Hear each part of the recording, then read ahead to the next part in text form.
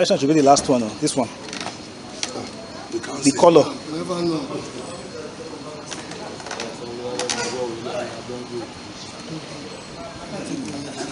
This will be around 500. 500 feet. Like,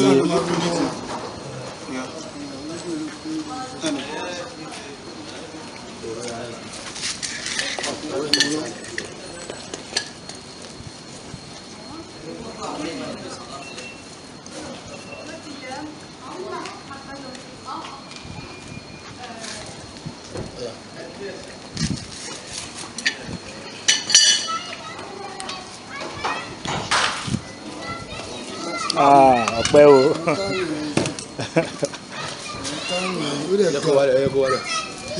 Wọ́n fi voice. So